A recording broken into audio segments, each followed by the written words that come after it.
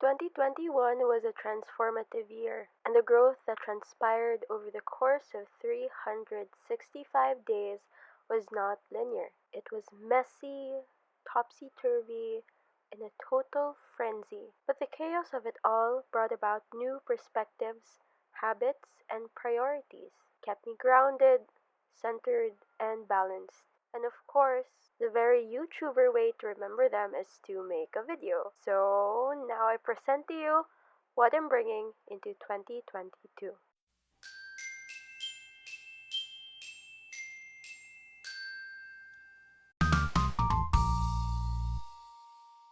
Self-expression. Example of my self-expression is painting. Ordered like a paint by numbers set from Shopee last year, and this was it. And when I did that, I didn't know how to hold a paintbrush whatsoever because I didn't really grow up to be like a artistic person. Yeah, but I think it turned out well. It taught me patience and it taught me not to be too hard on myself. That's my first one. When I finished that, I tried freehand painting. Here are some of the few paintings I did. This was the first.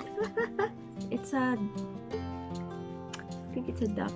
I think this is like a lily. I painted this because I felt very confused and angry. Oh, this one! I painted this because of All Too Well short film.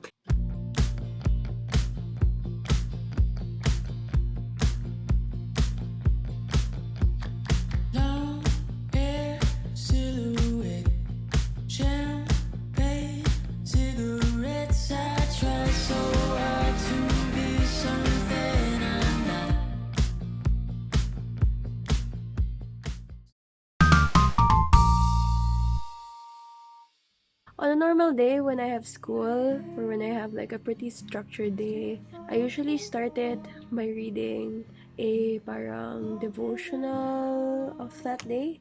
So last year I had like Our Daily Bread na book, and this year my lolo gave me this, which is like a daily gospel. It's really helped nurture my faith.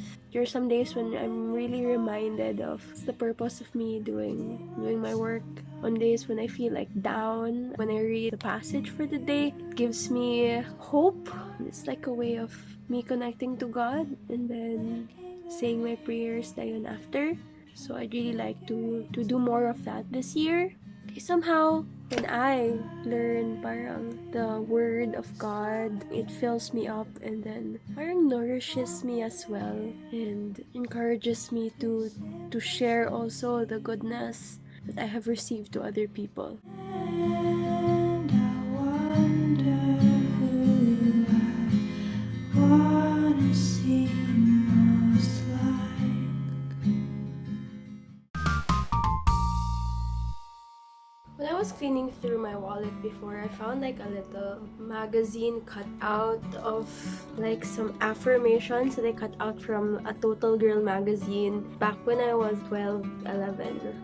And I kept it in my wallet and I found it, and it reminded me how self-talk and affirmations played like a major role in my life when it comes to managing the habitual negative thoughts in my head. I also found some affirmations that I put up last year. I will be writing down affirmations that I would like to put up beside my desk for this year. So this is my whiteboard. I've already written down dare greatly. This year's gonna be my year of daring greatly.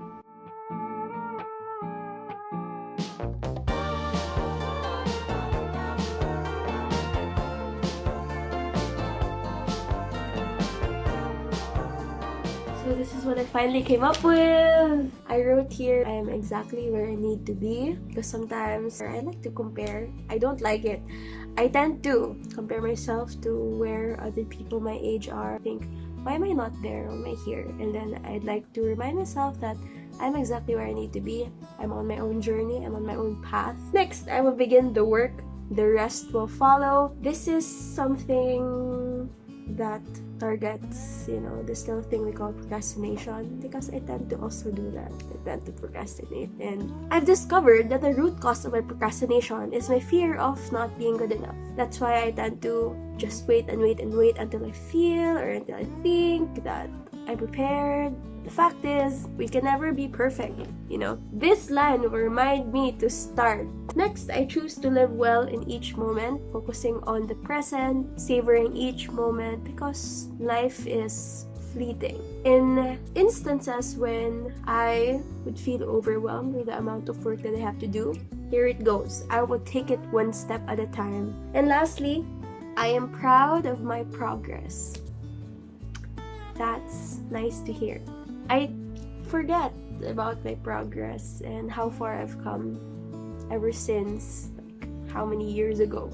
Sometimes it's nice to say to yourself that I'm proud of my progress. I'm proud of my progress. Repeat after me. I am proud of my progress. We are capable of going from point A to point B and making changes and doing better. Under that, we have here a little turtle saying forward is forward. And then lastly here, be still, let go, let God. It tells me to surrender. There are a lot of things that are not within my control. And those are the things that I have to surrender to God, knowing that He has good plans for me. In 2022, I am bringing the habit of reading. So last year, I set a Goodreads goal of 7 books in a year. These were the books that I read: Summer House by the Sea by Jenny Oliver, A Perfect Life by Daniel Steele, Amazing Grace by Daniel Steele, The Summer I Turned Pretty by Jenny Han, The Alchemist by Paulo Coelho, The Power of Habit by Charles Duhigg, It Ends With Us by Colleen Hoover, The Switch by Beth O'Leary, and The Seven Husbands of Evelyn Hugo by Taylor Jenkins Reid. Here are some tips for getting into the habit of reading. Some things that I picked up along the way last year which helped me achieve my reading goals last year. First one, start a Goodreads account. You can input what book you're currently reading, what books you want to read.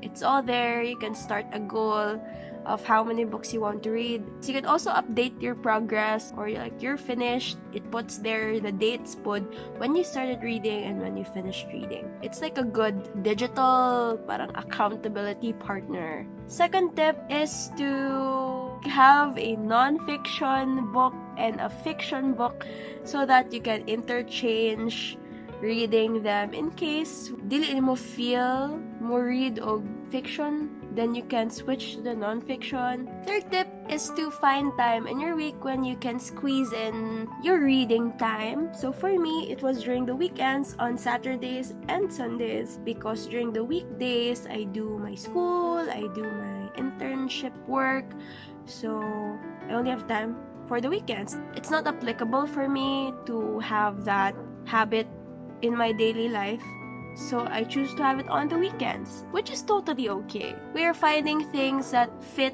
to our lifestyle, so it's okay. Do not compare your reading goals to other people's reading goals, because each of us are leading different lives. In relation to that, read books that you like. I like to read the young adult, romance, feel-good genre, sometimes the self-help ones. That's my alley. That's why I read books in that area, because it keeps me interested. When we build habits like this, let's make sure that we like it in the first place.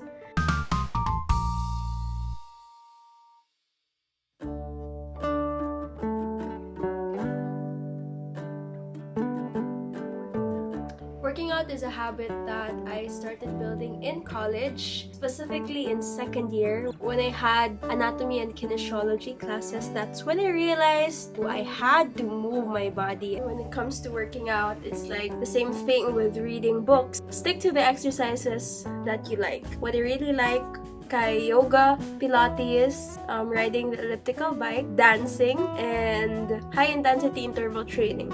I learned this from Atomic Habits. It's to, at first, change your mindset about it. Before college, I thought that I wasn't made for an active lifestyle, so I did not exercise, didn't work out whatsoever, no sports, and I always thought that I was too weak to exercise. I started thinking that I was a person who is working towards keeping herself healthy. Being the person that you want to be takes practice. So yeah, every time I worked out, it's like a vote to the kind of person that I want to be, which is a person who likes to work out.